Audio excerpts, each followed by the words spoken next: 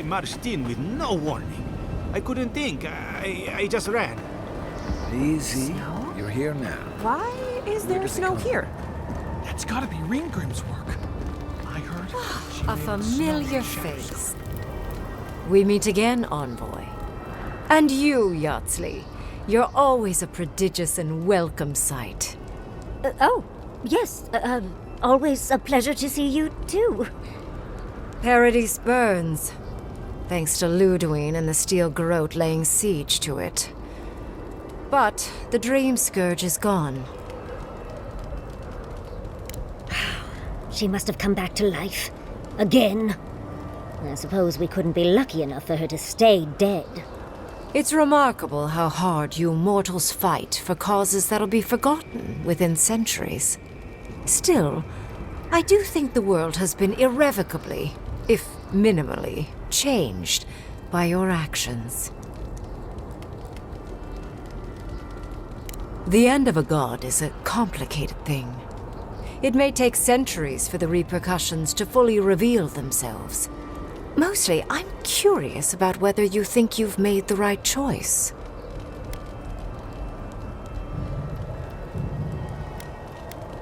Ah, that mortal zeal. Always so fun. We will see if you're correct. I am interested in seeing the outcome of your story, Envoy. With luck, it won't end with you also on fire.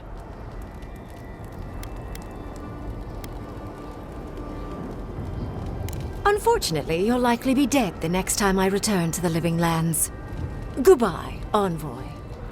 And Yardsley, I do look forward to when all of this is done. I am eager to work with you. Oh, yes. We'll, discuss that later.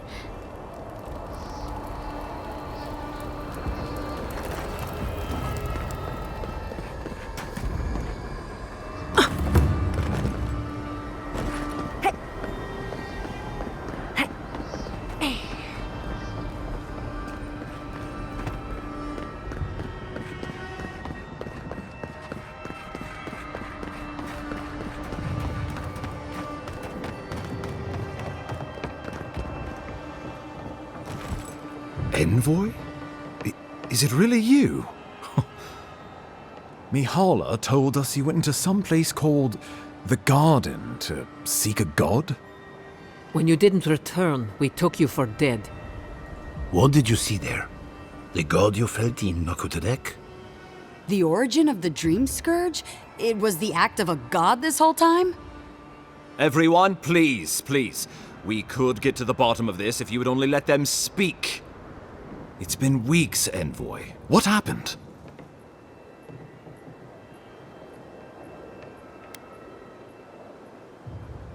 Finally, a ray of sunlight shines through the storm cloud. I will not grovel at the Envoy's feet for solving a plague I am not convinced was real. If you wardens ever bothered to pull your heads out of your asses, you wouldn't take such pride in your ignorance. You know nothing of me or my people, you fucking pirate! Warden Commander, look around you. Is this really the time? We believe the Dream Scourge was a malady of the soul. How did you put an end to it, Envoy?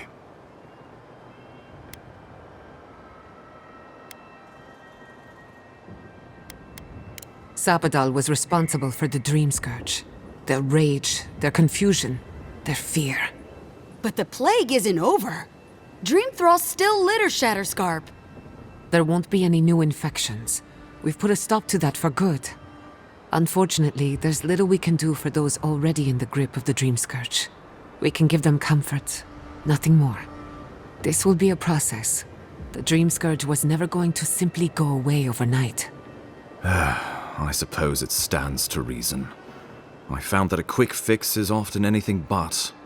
What of this god, then? What does it mean that you destroyed them?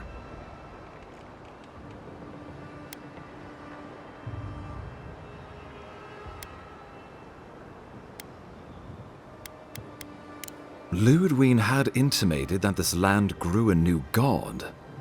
But how can that be? Giada and I have some theories about the nature of the Adra in the Living Lands. I'd say we're past the point of theorizing. If the Adra here is a closed system, like a terrarium for our souls, then a gradual accumulation of essence could coalesce into a being in the beyond. Much like the formation of gemstones. All it takes is time and the right application of pressure. Wodka no doubt saw Sapadal as a threat to her authority. So, she killed the godless and imprisoned their god. I assume it is this god we have to thank for the roots tearing apart Paradis? They erupted from the earth the moment those bastards stood up their first siege tower.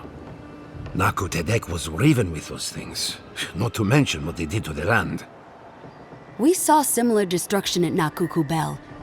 If these roots and the Dream Scourge are the work of a god, and the gods saw fit to cage them, sounds like the envoy did the living lands a favor in destroying them.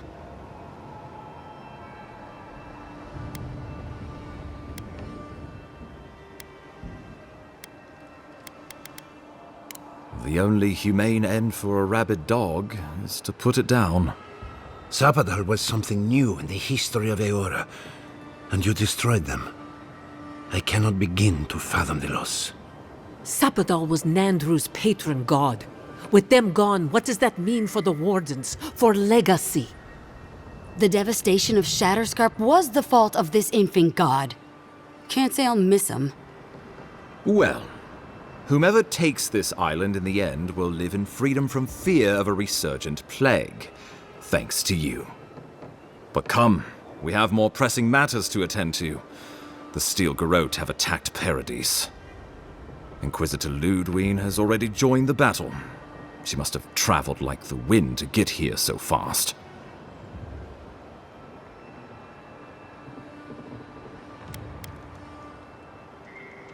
I couldn't agree more. Ludwine has sent a message to the Emperor informing him of her attack. He will send advisors and reinforcements swiftly in response. What will his representatives find when they arrive? A new colony? A budding grave room? Before you face Ludwine, you should know what you're fighting for. All of you must decide, together.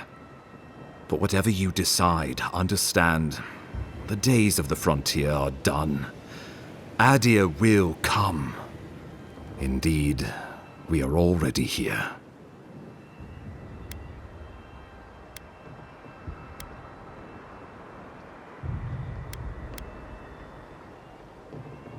Oh, Envoy, no.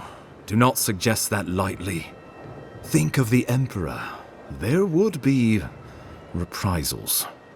Ones which this conclave could not survive, fractured as you are.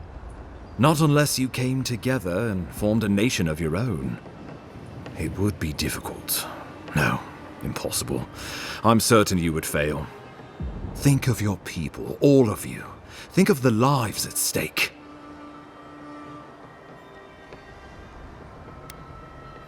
We deserve our autonomy, even if we must fight for it.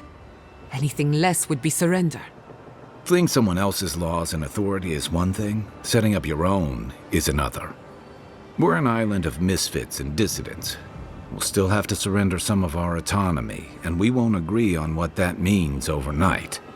We'll be vulnerable. Without allies, other powers will see us as ripe for the picking. Know that this is a hard road to walk. We were fine before Adir came. We'll be fine when they're gone.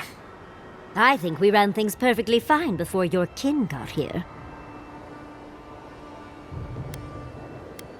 Though I'm hardly eager to work with any of you.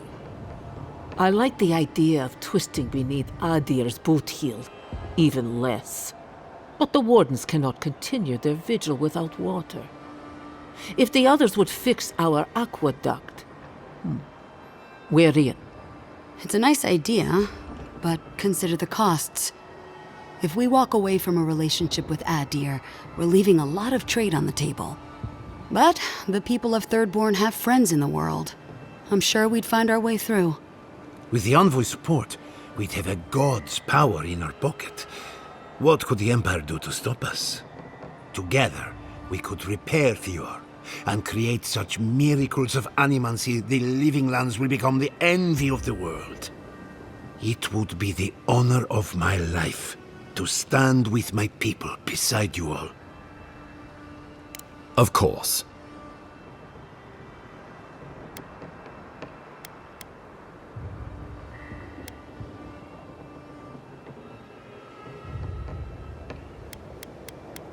Well, don't leave me in suspense.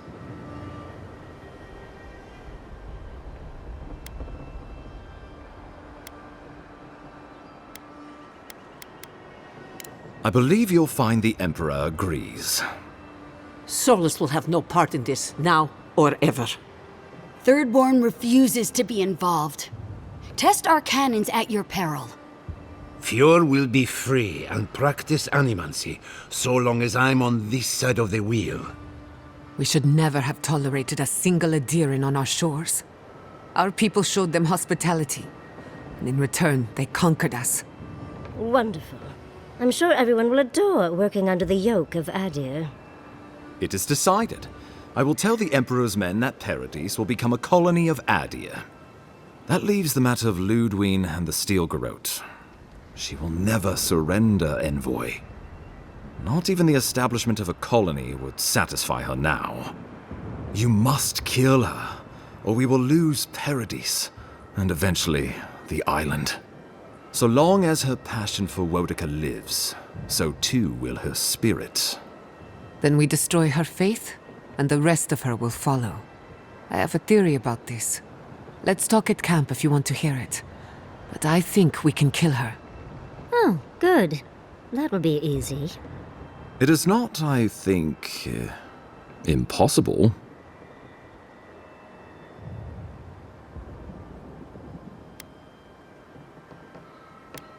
Whatever happens to the living lands, at least I can kill Ludwine. I'll take that over nothing. She better say her goodbyes while she can. I'm proud to fight at your side, Envoy. One last time. Let's get to work then. We've got a walking corpse to bury. The Paradis militia will be at your back. Give her no quarter. The future waits for you. Now go and teach the Steel Garrote a lesson they will never forget. Show them that the living lands will not be broken across Wodica's knee.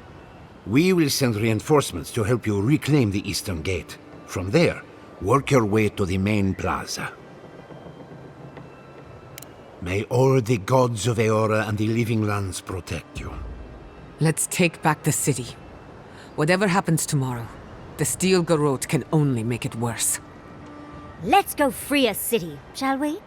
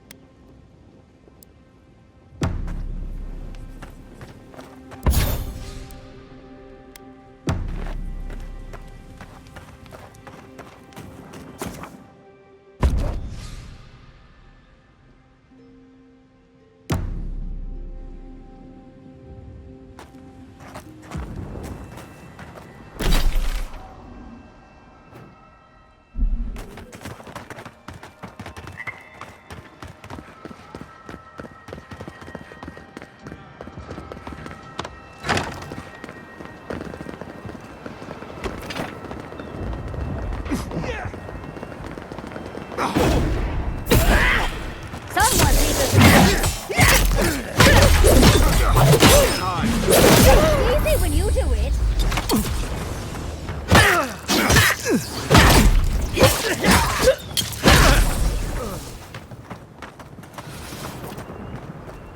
For our freedom!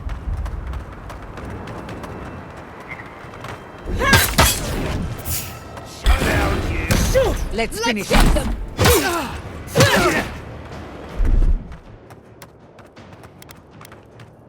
This will hurt!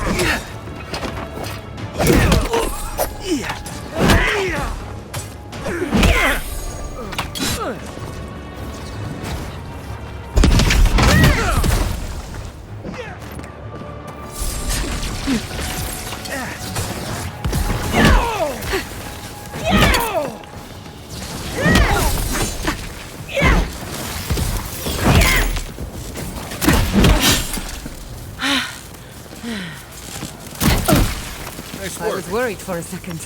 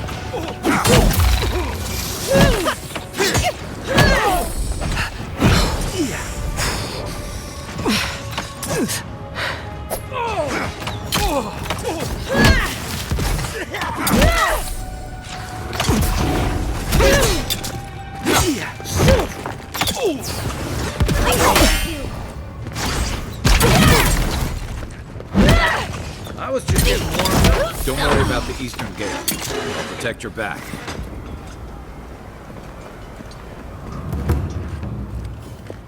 Just what everyone needs at the end.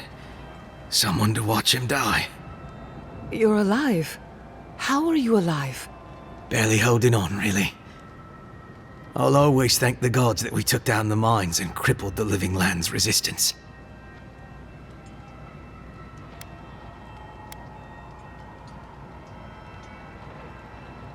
Aye, it does. Today it'll consume Paradis. Tomorrow, Emerald Stair.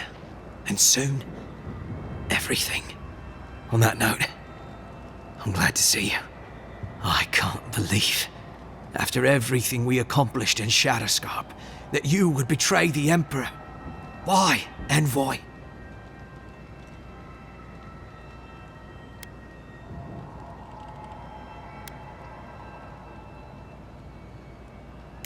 What right do the others have to be here? Because they landed some number of years before us? Does that mean they deserve it? You won't stop us. Even if I'm food for worms. One way or another, these lands belong to Adir.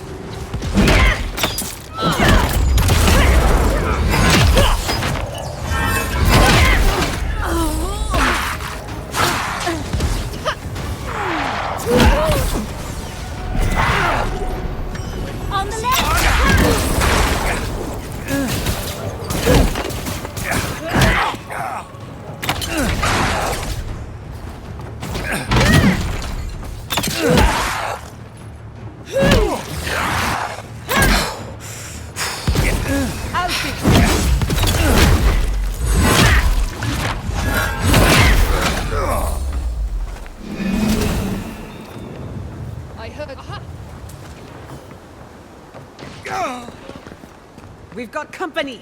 Oh, big mistake!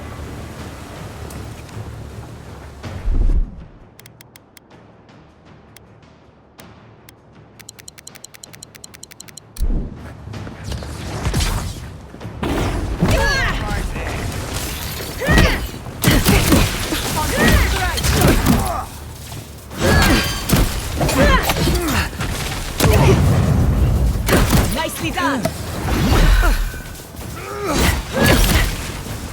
Yeah!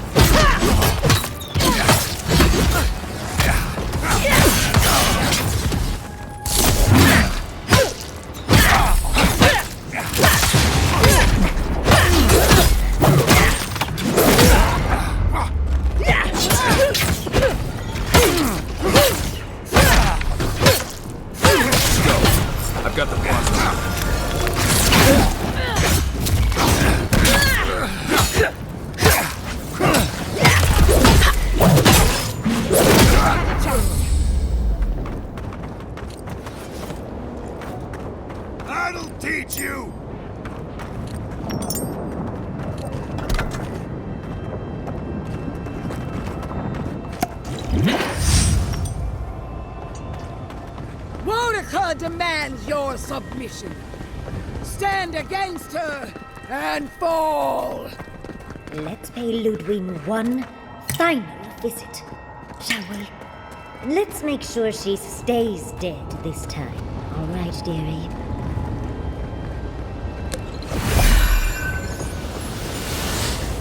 There you are. So, you survived the garden. Did you come all this way just to try your luck again? To kill me more efficiently than last time?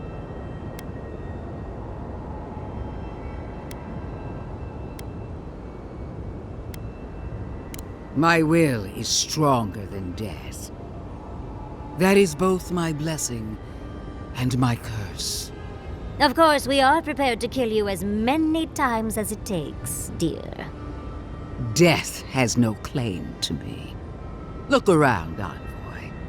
Heelguard should have listened. He tried to bring order through compromise. He failed. Order is meant to be imposed by a stern, guiding hand. Well, well. Heelguard managed to do one thing right. I might actually have to congratulate him on a job well done. Not before you've dealt with us. As for you, Sapadal may be gone, but their offspring remains. And I cannot suffer even a remnant to live. Congratulations on being the last of your kind.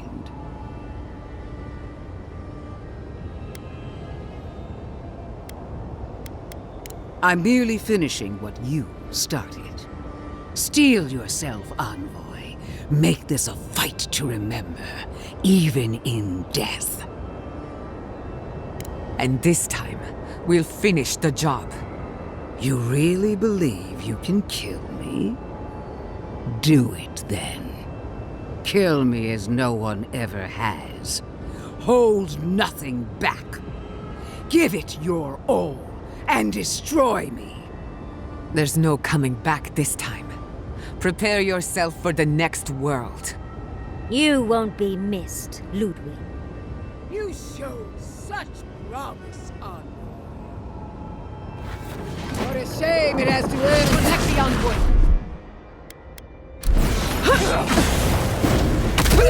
Come on, let's get her off. One last time.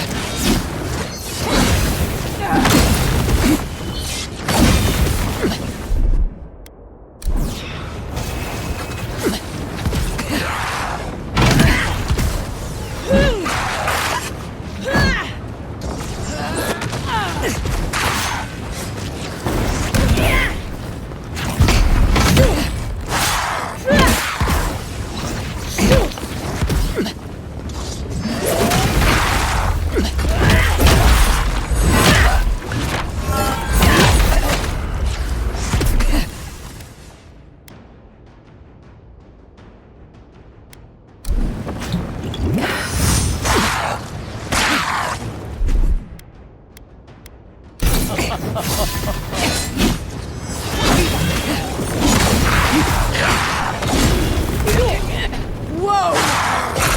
Queen among queens! Send me your aid!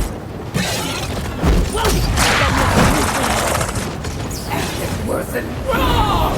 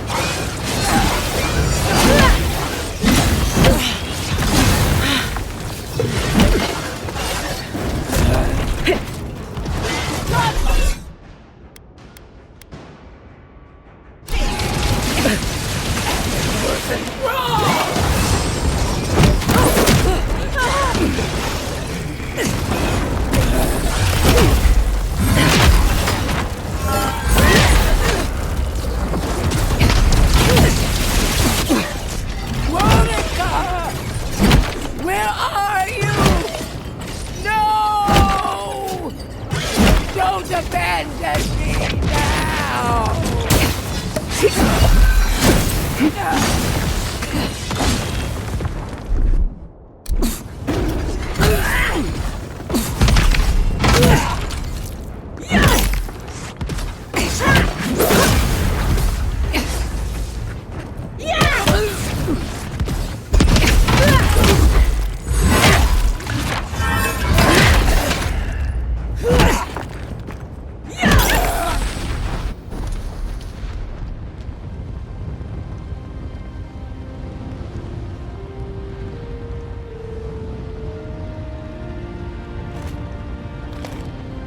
Wherever Ludwig is now, she must be seething. Of course, we'd be happy to kill her again, if needed. She's done for. But we're not. Whatever's next, we'll face it. Together. Gods, you're all gonna make me sick. But carry on.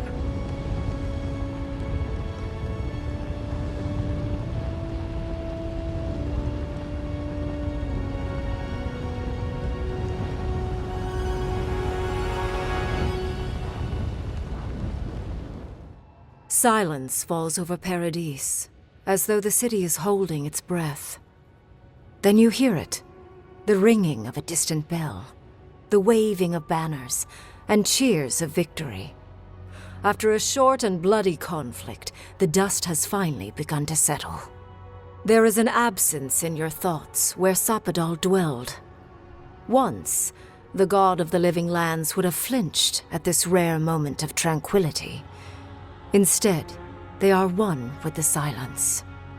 The Paradis militia rallies to you, the outsider who defended them in their hour of need. Whatever happens next, you have won their confidence. You take a moment to reflect on the calm. Not so long ago, you arrived at these shores on a simple errand, which turned out to be anything but simple. The Dream Scourge is over, and the island has been cleansed of plague. A time of healing and mourning follows. People look to you for answers about the source of the affliction. You tell them the truth, how the origin of the plague has been destroyed, put out of its misery, and leave it at that. The Living Lands is now a colony of the Adiran Empire. New governments replace the old, and imperial law reigns over the frontier. An age of order and discipline is just over the horizon. The rebels of Paradis are not so fortunate. Over the years, more of their hidden sanctuaries are rooted out by the Emperor's soldiers, until they have nowhere left to run. They flee, or perish. The refugees of Emerald Stair resettle in Thirdborn, bringing their skills and research to aid the local community. What starts as an uneasy partnership blossoms into a bond of trust.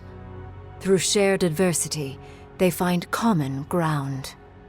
The ashes of Fior Messiverno continue to smolder. Scavengers avoid the ruins, fearful of spirits unleashed by animancy gone awry. The once promising city is nothing but a cautionary tale. The older Thirdborners who remember Rawatai know that life under an empire is cyclical.